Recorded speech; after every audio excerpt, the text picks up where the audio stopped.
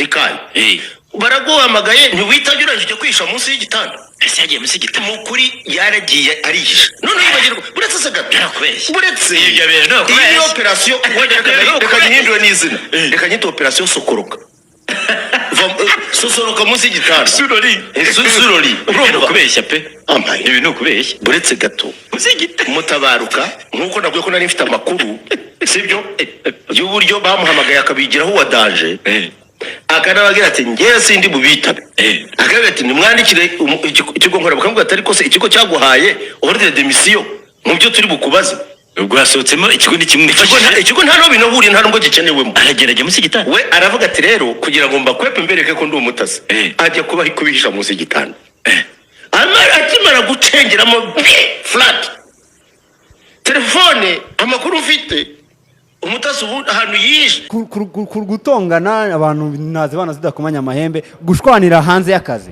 bikafekta akazi nibyo birakwiriye nicyo kintu cyambabaje cyane cyo kintu cyambabaje cyane ariko ngewe nashimishijwe no kwanga gasuzuguro ukaza kubizana ukabigira n'abayobozi wareva ntashobotse ngo dore n'ubundi yagize ibi ngibi no ngewe n'ibira nabyo ngiye mbirebera no mu bintu actually n'impamvu turi kwivuga nge mpora mbivuga cyane igitangazamakuru cy'igihugu dufite uburenganzira 100% utwemera kuba twakisesengura no kukivugaho kuko iriya ni imisoro yacu yubatse kiriya radio ejo nagaruka yafunguye akakumena ntuzandirire ati Ken sinzi ko bavuga ibyo bintu iyi nambara y'abashoramari y'abakireyo twaza dute ari ikintu maze kubona okay sindi buvuge specifically kuri Kensi na Karenzi n'iki n'ibiki ikindi ibintu byo kuvuga ngo bamukuye munsi y'igitanda ntago ari byo biriya n'ubukabya nyine kugira ngo egire ariko muri rusange iri radio ifite ibibazo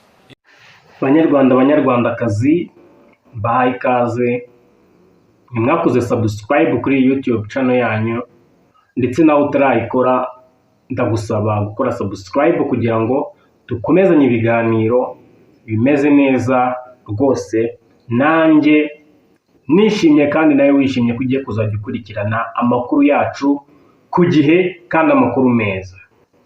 Amakuru rero nzanye n'ubundi ni amakuru ari imihanda ari kugenda avugwa ariko atari kugenda avugwaho rimwe kubera ko umugabo yitwa Kensi yaje asebye umuntu yitwa Rigani asesengura kuntu Rigani ubuyobozi bwa PLFC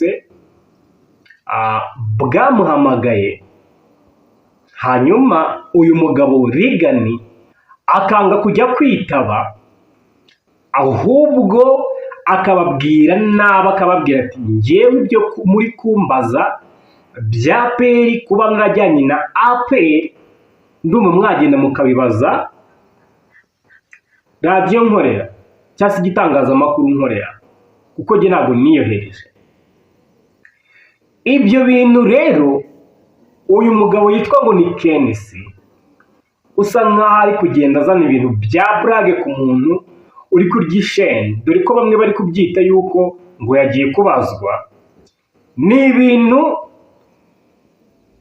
bigaragaza akantu katari keza mu myidagaduro muri rusange. Ubundi yego muri siporo habaho ibintu byo gufana, sibyo?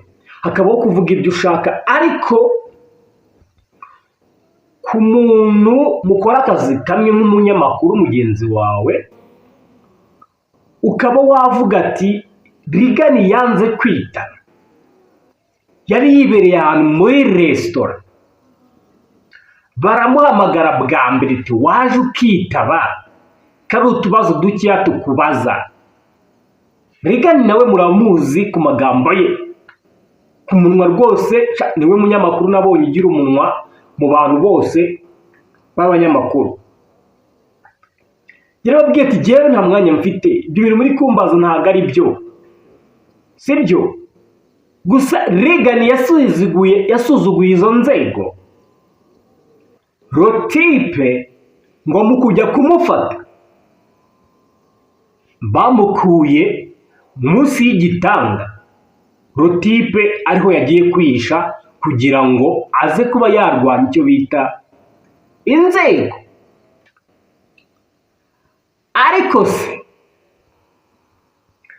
aba bandi bari bari kumwe, dore ko itangazamakuru bari kuvuga yuko impamvu bana aribo bagiye hanze nuko aribo ba star, gusa agenda aza kwibanda kuri Regan.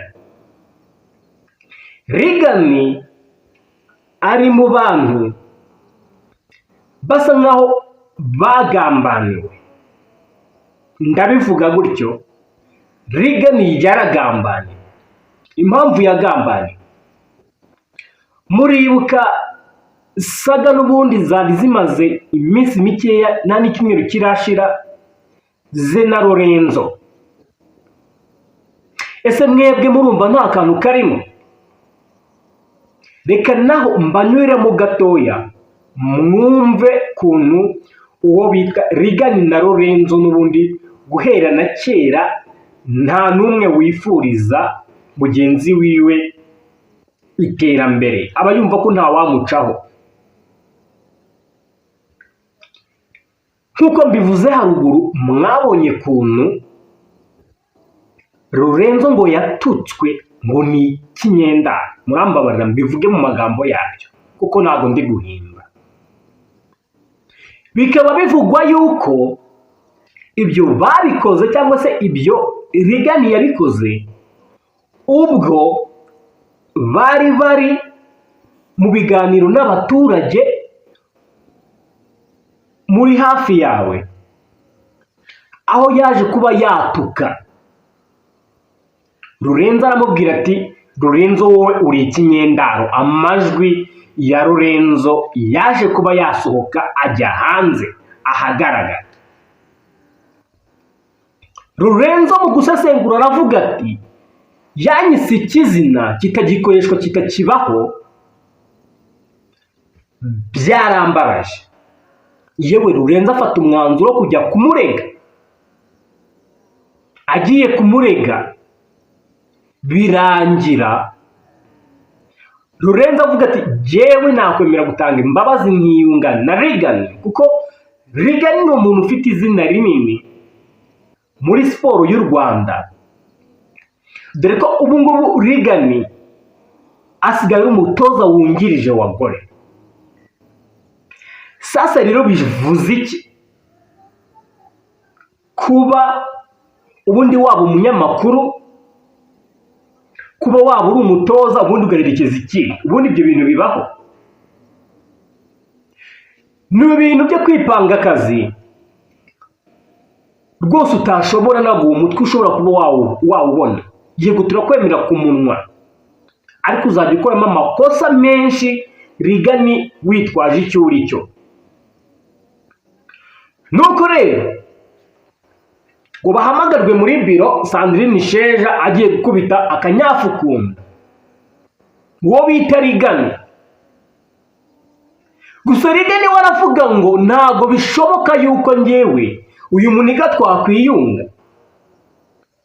kugira ngo dukore hano twese, ntago bishoboka.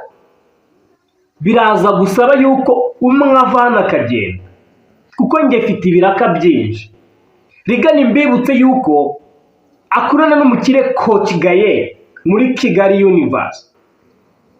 Mbibutse yuko Regan afite YouTube channel ifite abasubscribers barenga 100 na hafi 100. Rero n'ubundi amafaranga ahembwa muri RBA ntago ari ibintu ngo byamukanga, kuko afite ibiraka byinshi. Cyambere ni umutoza wungirije, YouTube iramuhemba, Kigali Universe iramuhemba. Urumva ni ibintu wiwe afite by'ubwibone ashaka gusuzugurisha bagenzi ba. Kandi mu biganiro twagiye tubona Regan yagiye atanga, ni umuntu usa nkaho ari umunyakuru kuntu avuga ikintu akakikumvishamo neza, Rigani uzumva yari gusesengura ikintu, nta munyamakuru n'umwe mu Rwanda wa siporo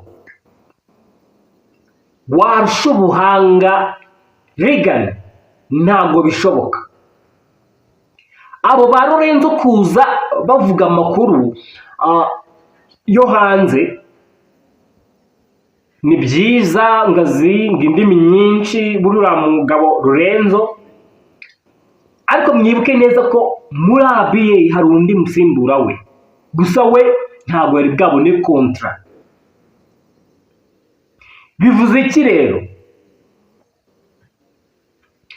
Mu gihe uyu musore wacu yitwa Rigani, ibyo ari kubazwa iperereza niryaramuka rimukurikiranye rikamuhamya ibyo byaha ndetse na bagenzi be, birashoboka ko, kuko ibintu banyereje ni byinshi, turaza kubigarukaho mu yandi makuru, cyangwa se tuza kubigarukaho gutya muri aya makuru turi gukora.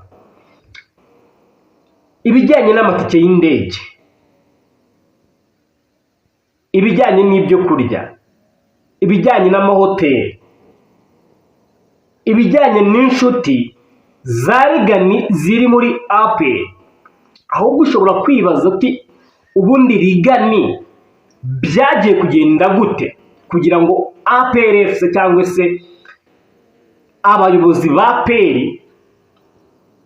bamuhereza umwanya mu ndege, byitwe yuko yagiye mu izina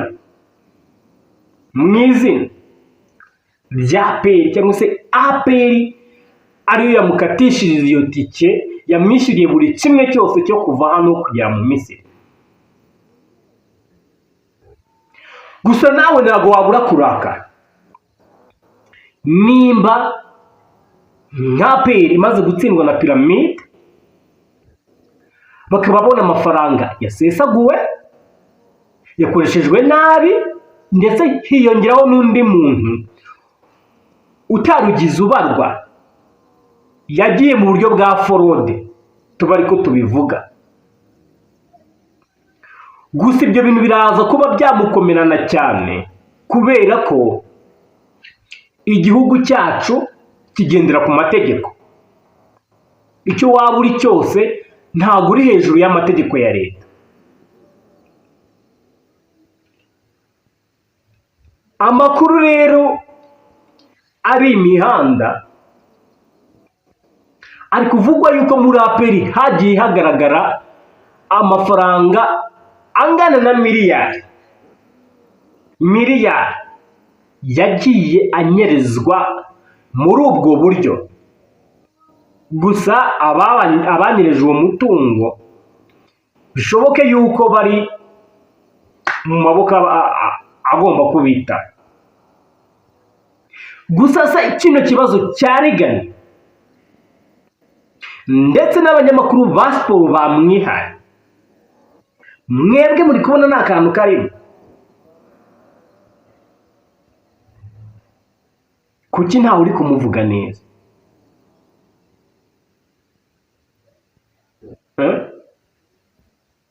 Nta muntu uri kumuvuga neza.